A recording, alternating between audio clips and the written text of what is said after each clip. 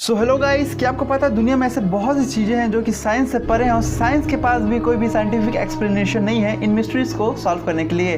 तो आज की इस वीडियो में बात करने वाले उन्हीं में से एक मिस्ट्री के बारे में जहां पे बहुत सारे प्लेन्स और शिप्स गायब हो जाते हैं और आज तक वहां से कोई लौट के नहीं आया।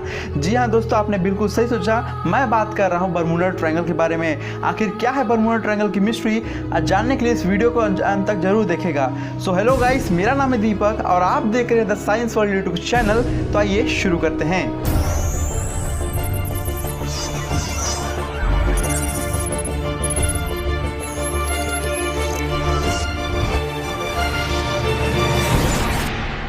सो गाइस, मिस्ट्री जानने से पहले आपको ये जानना बहुत ज़रूरी है कि आखिर में ये बरमूडा ट्रायंगल है क्या। Bermuda triangle north Atlantic ocean में स्थित है और ये मियामी, सैन जुआन, पोर्तो रिको और बरमूडा के 3 छोरों से मिलकर बनता है। बरमूडा ट्रायंगल फ्लोरिडा के पूर्वी सिरे से लगभग 5 लाख वर्ग मील महासागर को कवर करता है। आप इसे इस तरह समझ सकते हैं कि अगर आप राजस्थान, महाराष्ट्र और मध्य प्रदेश का एरिया कैलकुलेट करेंगे तो इसकी इतनी एरिया ही आपको बरमूडा ट्रायंगल की मिलेगी या फिर इससे कहीं ज़्यादा। और ये इतना खतरनाक है कि अगर उस एरिया से कोई भी एरोप्लेन और शिप गुजरता है तो वो एक रहस्यमय तरीके से गायब हो जाता है और कभी वो लौट के नहीं आता।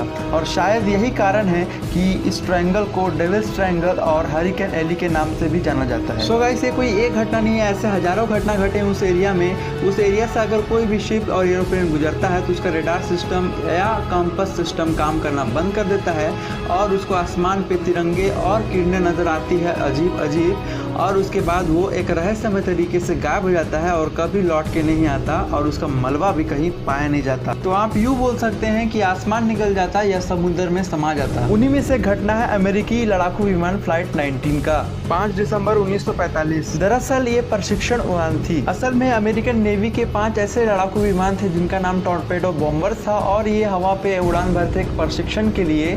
महज 90 मिनट बाद ये लापता हो गए और इनका कनेक्शन टूट गया रेडियो स्टेशन से भी। कहा जाता है कि रेडियो स्टेशन को सिग्नल मिला फ्लाइट 19 के लेफ्टिनेंट कर्नल से, जहां वो बता रहे थे कि उनका दिशा बताने वाला कंपास अजीब तरह से हरकत कर रहा है, सामने समुद्र अजीब तरह से दिखाई दे रही है और उनको अजीब अजीब आसमान में लाइट्स नजर आ रही थी और उनको फिलहाल नहीं पता है कि वो कहाँ पे फ्लाई कर रहे थे। टोटली वो लापता हो चुके थे। उन्होंने ये भी बताया कि वहाँ पे जो बादल मंडरा थे वो काफ़ी अजीब थे और नॉर्मल बादल की तरह तो बिल्कुल नज़र नहीं आ रहे थे। उन्होंने इस टाइप के बादल अपनी ज़िंदगी में पहली बार देखे थे। उसके बाद संपर्क टूट गया। यह सब सुनने के बाद अमेरिकन नेवी 13 लोग की रेस्क्यू टीम को एक विमान के साथ भेजा इन फ्लाइट 19 के लड़ाकू विमान को खोजने, और महज 27 मिनट के बाद यह भी प्लेन लापता हो गया और आज तक इन प्लेन का खोज नहीं हुआ और ना ही इनका मलबा पाया गया। ऐसी एक घटना हुई एक समुद्री जहाज के साथ, जहां वो अपने साथ 300 पैसेंजर और 1000 टन का कोयला लेके समुद्री तट से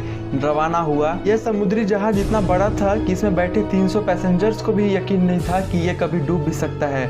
और महज कुछ समय बाद जब ये बरमूडा ट्रायंगल के एरिया से गुजर रहा था तब ये एक रहस्यमय तरीके से दुर्घटनाग्रस्त हो गया और ये समुद्र में समा गया और इसका मलबा कभी नहीं पाया गया। और इसके पीछे क्या रहस्य था ये आज तक साइंस भी सुलझा नहीं पाया। कुछ शोधकर्ता और वैज्ञानिकों का कहना है कि द बरमूडा ट्रायंगल के ऊपर समुद्री स्तर पे 100 फीट तक की लहरें उठती है जो कि एक बड़ी शिप को तबाह करने के लिए काफ़ी है। कुछ शोधकर्ता और वैज्ञानिकों का ये भी मानना है कि बरमूडा ट्रायंगल समानांतर वर्ल्ड का एक पोर्टल है, यानी द पैरेलल वर्ल्ड का एक पोर्टल है जहां से दूसरी दुनिया के इंसान आते हैं, या आप यूँ कह सकते हैं कि उस पोर्टल से परग्रही आना जाना करते हैं और उनको हमारा वहां आना जाना पसंद नहीं। शायद यही कारण है कि वो हमारे शिप्स और प्लेन रहस्यमय तरीके से गायब कर देते हैं और पूरी तरह से तबाह कर देते हैं। कुछ वैज्ञानिकों का ये भी मानना है कि बरमूडा ट्रायंगल के ऊपर मंडराते हुए बादल काफ़ी अजीब हरकत करते हैं और वो हेक्सागोनल शेप में पाए जाते हैं और उनकी नीचे चलने वाली शैतानी हवाओं की स्पीड 274 किलोमीटर प्रति घंटा की स्पीड से चलती है, जो कि एक हवाई जहाज को तबाह करने का क्षमता रखती है। शायद यही कारण है इसके पीछे कि इतने दुर्घटनाग्रस्त होते हैं प्लेन्स वहाँ पे। इन्हीं हवाओं को हम साइंटिफिकली एयर बम बोलते हैं और इन्हीं एयर बम के कारण समुद्री स्तर पर 100 फीट तक की लहर उठती है जो कि बड़े बड़े समुद्री जहाज को तबाह करने का क्षमता रखती है। और शायद यही कारण है कि इन भयंकर तूफान के सामने जहाज चालकों का संतुलन बिगड़ जाता है और दुर्घटनाग्रस्त हो जाते हैं बड़े बड़े जहाज। कुछ शोधकर्ता का यह भी मानना है कि बर्मुडा ट्रायंगल में पाए जाने वाले धुंध यानी इलेक्ट्रॉनिक फॉग ये भी कारण हो सकते हैं इसके पीछे। और उस इलेक्ट्रॉनिक फॉग में काफी इलेक्ट्रोमैग्नेटिक डिस्टर्बेंस होती है जिसके कारण से कोई भी उपकरण काम नहीं करता। तो शायद यही कारण है कि उस इलेक्ट्रॉनिक फॉग में जाने वाला समुद्री और हवाई जहाज का कंपास काम करना बंद कर देता है और भी उपकरण काम करना बंद कर देते हैं। और वो हर चीज जो कि इलेक्ट्रिसिटी से चलता है वैसे उपकरण भी काम करना बंद कर देते हैं इन्हीं इलेक्ट्रॉनिक फॉग में जाते ही। खैर ये जितनी भी बातें हैं सारी थ्योरीज हैं जो कि साइंटिस्ट और शोधकर्ताओं के द्वारा दिया गया है। अब ये कितना सच है और कितना झूठ ये आपको भी नहीं पता, ना ही हमको और ना ही साइंस को। सो गाइस क्या रहस्य है इसके पीछे आज तक कोई नहीं सॉल्व कर पाया, ना ही साइंस के पास इसका जवाब है।